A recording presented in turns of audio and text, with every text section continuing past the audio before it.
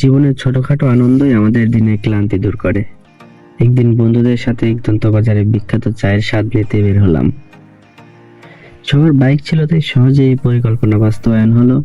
তবে এই যাত্রা শুধু চায়ের স্বাদ নয়, আরো কিছু অপ্রত্যাশিত মজার ঘটনা উপহার দিল।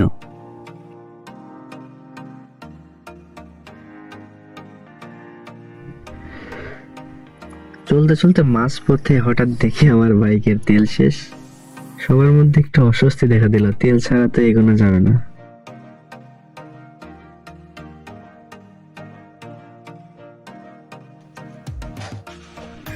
তেল ভরে আমরা আবার যাত্রা শুরু করলাম।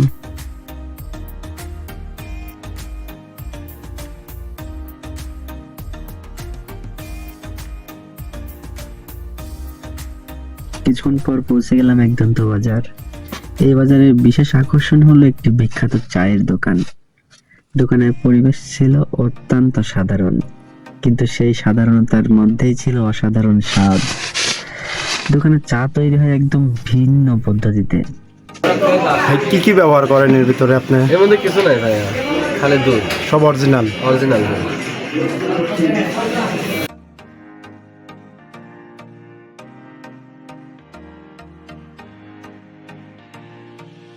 দুধের স্বর দিয়ে তৈরি এই চায়ের স্বাদ একেবারে আলাদা। আমরা সবাই চায়ের অর্ডার দিলাম।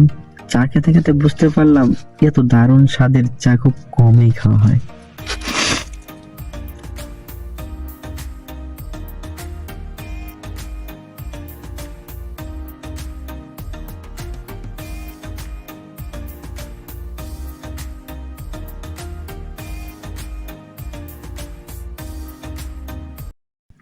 শুধু চা খেয়ে মন ভরছিল না, তাই পাশের দোকান থেকে গরম গরম রুটি নিয়ে আসলাম।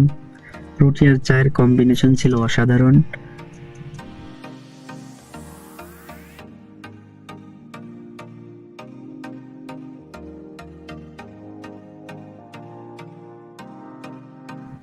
সেই মুহূর্তে মনে হচ্ছিল জীবন মানেই এই ছোটখাটো আনন্দগুলো। চা খেতে খেতে বন্ধুদের সাথে অনেক আড্ডা দিলাম। চায়ের দাম ছিল মাত্র 30 টাকা।